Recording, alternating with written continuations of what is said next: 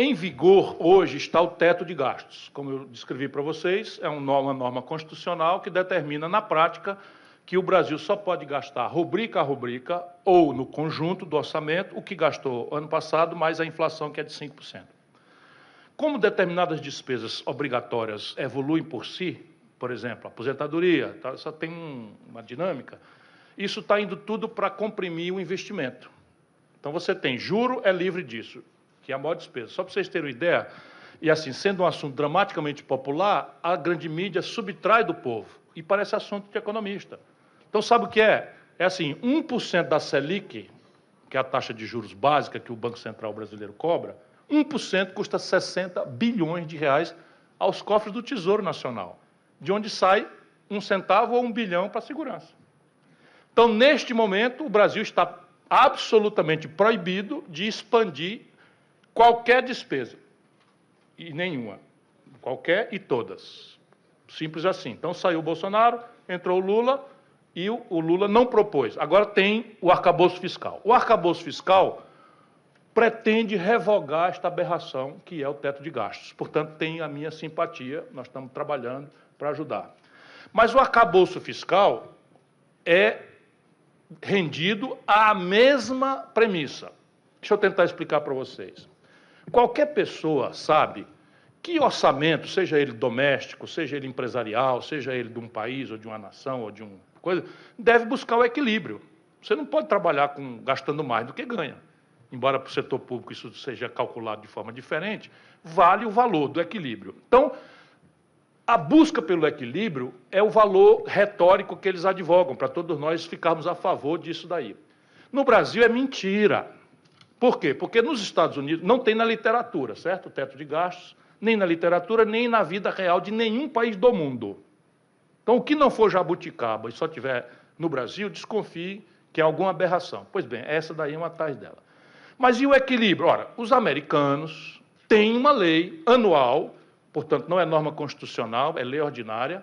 A diferença prática é que uma maioria conjuntural resolve o problema e não engessa a nação por 20 anos.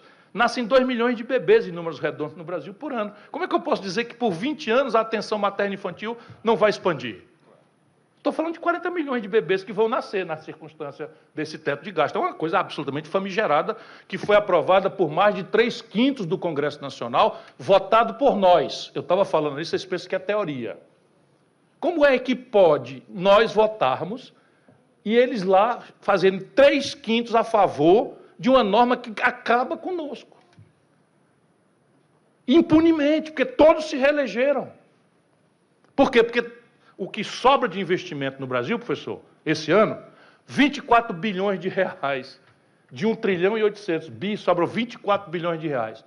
O Bolsonaro, quer dizer, o Lula, entregou 19 bilhões para o Centrão. Porque o Bolsonaro tinha entregue 24 no ano passado. E o que é que o Centrão está fazendo? Segurança pública? Saúde pública? O Centrão está assim, ó.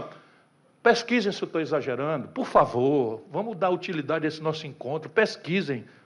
Eu não estou mais com vontade de disputar eleição nenhuma, sou um acadêmico, pedindo para as pessoas pensarem e dando elementos objetivos para a pessoa procurar no Google. Então é o seguinte, um prefeito de Pindoretama está precisando de médico. Ele não consegue médico. Mas se ele quiser, um deputado federal garante para ele uma patrulha moto mecanizada, 5 trator, 3 para mecânica e não sei o quê, comprada centralmente pela Codevasf. E eu fui olhar o preço e escandalosamente superfaturado.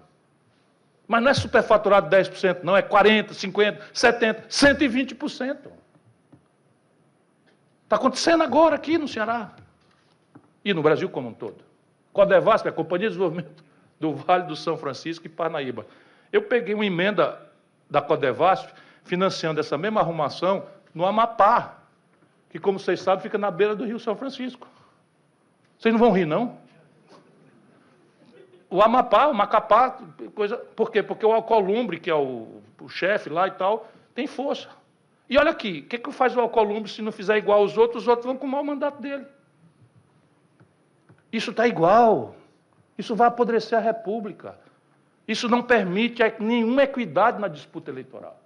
Então, vamos lá, o que é o arcabouço fiscal? Conserva essa mesma coisa, só que em vez de fazer, assim, eu estava dizendo, os americanos têm uma lei ordinária que determina, ano a ano, o equilíbrio das contas. E o que é que quer dizer? 100% das despesas. Porque todo juro que eu pagar, que sai do mesmo bolso, e que não abater principal, é gasto corrente. Igual gasolina para o carro da polícia, na segurança, bala para coisa, viatura para a polícia. Igual, mesma categoria contábil. Pois bem, lá nos Estados Unidos, então, eles obrigam o equilíbrio, todas as despesas, juro, inclusive, dentro. Chega agora, como aconteceu, pesquisem no Google para vocês verem. Chega agora, 3 meses atrás, 2 meses atrás, deu-se um impasse nos Estados Unidos, desequilibrou. Para tudo. O Congresso Nacional para, o Executivo para e entra numa dinâmica de aumentar a receita, ou diminuir a despesa, ou de cortar juros, ou de dar calote, os diabo for. Eles nunca deram, mas obrigam-se ao equilíbrio. Aqui no Brasil, a despesa principal, 52% do orçamento, que é juro e rolagem de dívida, não está no alcance nem do teto de gastos e nem do arcabouço fiscal. Por que o arcabouço fiscal é defensável? Porque é aquela história, meter um bode fedorento na sala, que é o teto de gastos, e o arcabouço fiscal tira o bode fedorento. A casa está imunda, infiltração de água, mas a gente passa a achar muito boa a casa imunda e cheia, porque tiraram o bode. Vocês conhecem esse ditado? Pois é só isso, o arcabouço fiscal é tirar o bode da sala. O que é que muda na prática? Muda assim, se e somente se o governo aumentar a receita, no teto de gastos, todo aumento de receita iria, porque eles controlavam a despesa. Era o ano passado, mais 5%. Agora não, no arcabouço. Se aumentar a receita, e somente se aumentar a receita, o governo pode aumentar 75% a despesa. 75% do aumento. Então, vamos lá.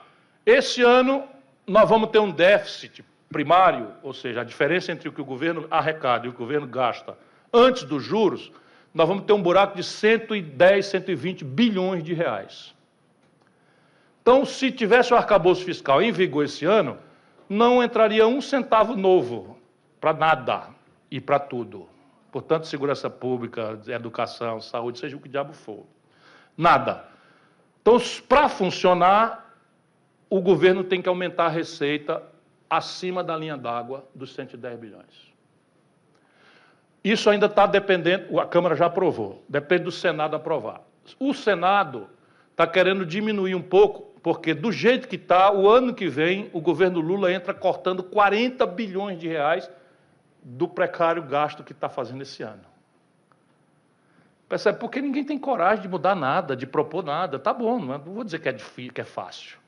Mas você fazer acordo e eleger o Lira de novo, depois ficar reclamando, aceita a autonomia do Banco Central, que 1% da Selic é 60 bilhões de reais. Sabe quanto é a Selic hoje? 13,75%. Faz a conta aí, 13,75 vezes 60.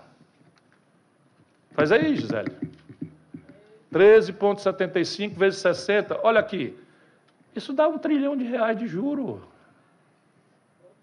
R$1 trilhão de juro.